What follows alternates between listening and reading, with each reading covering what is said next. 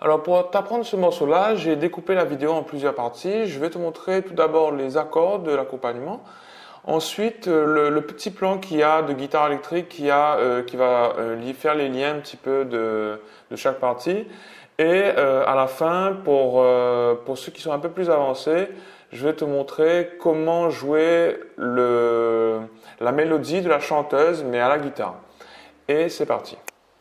Alors donc au niveau des accords, on n'aura que 3 accords étalés sur 4 mesures. C'est-à-dire de la première mesure, on aura un La majeur. Ensuite sur la deuxième mesure, on aura un Si mineur, qui est alors, en principe un accord barré, mais on va le jouer sans barré. Et ce sera peut-être une façon pour toi de commencer en fait les accords barrés, mais simplifiés. Hein. Et on aura donc un Ré majeur et ensuite un La majeur. Donc si on va jouer ça de façon très très simple, tu pourras déjà accompagner sur le morceau, c'est-à-dire on jouera chaque accord pendant 4 temps et ça donnerait quelque chose comme ça. 4 et 1, 2, 3, 4 et 1, 2, 3, 4 et 1, 2, 3, 4 et 1, 2, 3, 4 et 1. Ok? Alors, ce qu'il faut souligner là, c'est que le premier accord, donc la première mesure, c'était un La majeur. Et la quatrième mesure, c'était un La majeur. Donc, on aura La majeur, Si mineur, Ré majeur, La majeur. On recommence sur La majeur, Si mineur, Ré majeur, etc. Donc, il ne faut pas oublier qu'il y a un La au début et à la fin de nos 4 mesures. Donc, on reprend encore une fois. 2, 3 et 4 et 1, 2, 3, 4 et 1, 2, 3, 4 et 1, 2, 3, 4 et 1, 2, 3, 4. Ok? Donc entraîne-toi tranquillement. En tout cas, l'accord qui est un peu plus particulier là-dedans, encore une fois, c'est le Si mineur, qu'on jouera avec un barré comme ça. Donc, mais qu'on va pas faire de barré. Donc, si tu peux le faire, tant mieux. Mais moi, je te conseille, donc si tu sais pas faire trop les accords barrés, de faire une version comme ça. Et on n'aura que les 4 cordes du bas.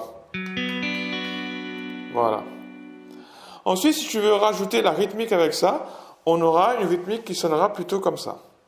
1, 2, 3, 4 et...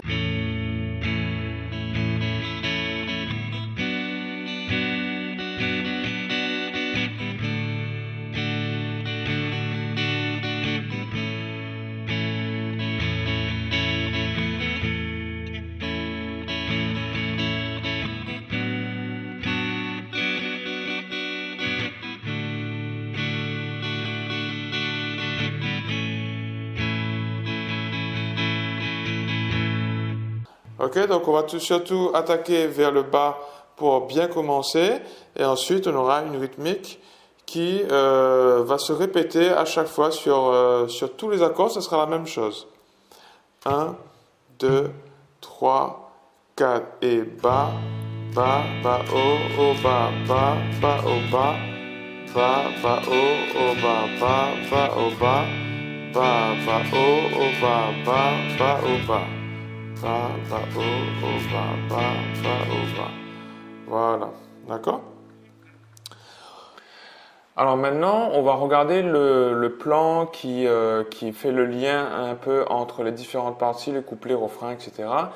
Qui n'a pas énormément de notes et qui est intéressant si tu commences à jouer des solos un peu à la guitare. Et je te montre tout ça.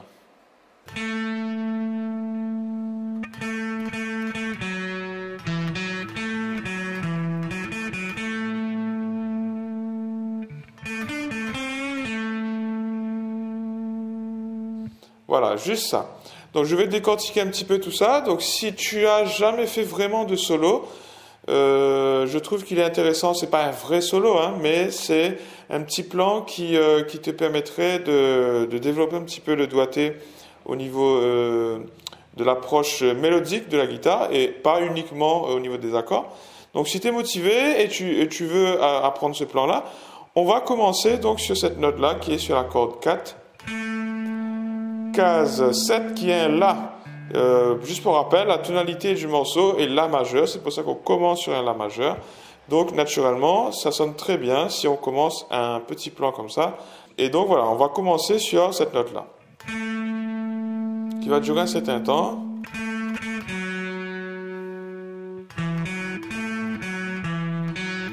Donc il y aura un petit jeu ici. Et là, ce qui est intéressant, c'est surtout de retenir le doigté que j'utilise. Parce que là, j'utilise un doigté qui est juste. C'est-à-dire qu'on va étaler le plus possible les doigts. Et on va jouer donc les notes qui sont, dans notre cas ici, les notes qui sont à la case 7, donc notre première note par exemple, avec ce petit doigt-là. Les notes qui sont à la case 6 avec celui-là, avec case 5 celui-là, case 4 celui-là. Ça, c'est un doigté logique. Et donc, à chaque fois que tu vas jouer quelque chose, tu auras à chaque fois en tête cette façon de poser les doigts. Et on va prendre ça toujours comme base. Et après, s'il faut, on va modifier un petit peu le doigté, mais ça sera notre base. Donc, on aura donc cette note-là. Ici. Donc, un petit jeu avec ces quelques notes-là. Alors, si on reprend le phrasé depuis le début, écoute bien comment ça sonne. 3, 4 et...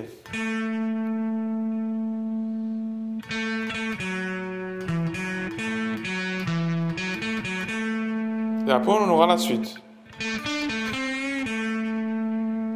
Voilà, si tu veux, on pourra distinguer ce petit plan-là en deux grandes parties.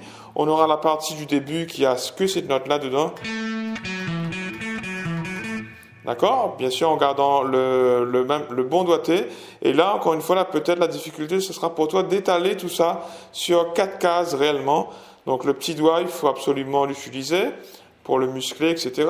Et après, bien sûr, on aura l'index ici. Et la deuxième partie sera ici. Voilà, ce petit plan-là. Donc, soit tu joues avec ce même doigt-là, tu vas pencher le doigt pour aller sur la corde numéro 3. Donc, corde numéro 4 ici et corde numéro 3. Ou bien sinon, on va changer de doigt carrément. On va jouer celui-là avec le petit doigt aussi qui est juste derrière. Voilà. Et bien sûr, ce petit effet-là qui fait tout le charme de ce petit plan, qui aura donc une note qui sera tirée. On pourrait l'appeler aussi bendé, c'est-à-dire avec un bend. Donc on va tirer la note. Ici, je te conseille de la tirer vers le bas. Et là, on voit bien sur le manche virtuel qui est en bas de l'écran. Donc la note va progressivement se déplacer comme si elle va se déplacer sur la case d'à côté. Mais en réalité, ce n'est pas le cas. On va rester dans la même case.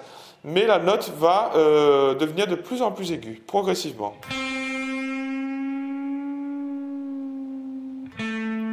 Et ça, c'est quelque chose de très blues, donc on aura ça aussi beaucoup dans la musique blues. Et voilà, c'est très intéressant. Et bien sûr, si tu ne l'as jamais fait, ce sera super parce qu'on aura un bend, donc une corde tirée qui va aller jusqu'à la note qui se trouve à côté, mais en restant dans la même case. Et on va viser celle-là.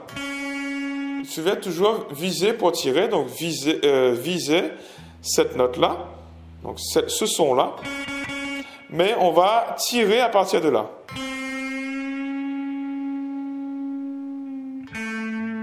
Et en réalité, le plan en vitesse normale donnera comme ça. Et après, bien sûr, si tu veux pas viser, entre guillemets, la note réellement ici, c'est pas ça vraiment. Donc, il va être un petit peu entre les deux.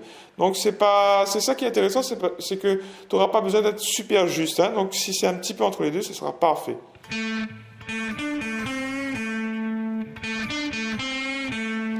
Voilà, donc je reprends le plan depuis le tout début, en vitesse normale. 3, 4 et... Tu vois, ma main est déjà disposée.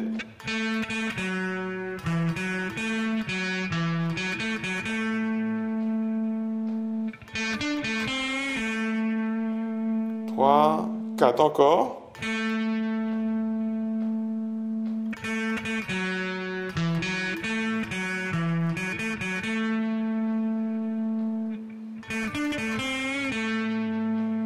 3, 4. Et voilà. Alors maintenant, on va passer sur la partie mélodique de la chanteuse qui sera jouée finalement à la guitare. Donc je te montre comment faire et on va regarder tout ça en détail maintenant.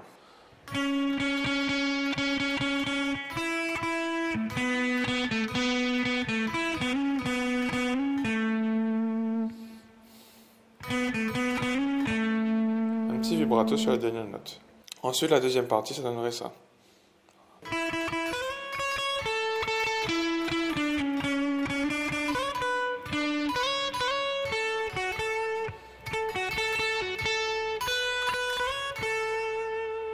Encore.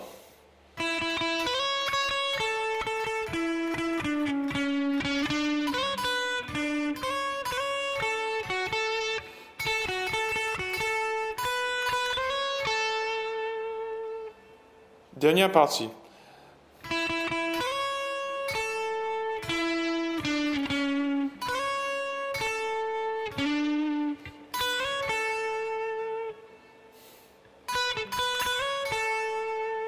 Encore.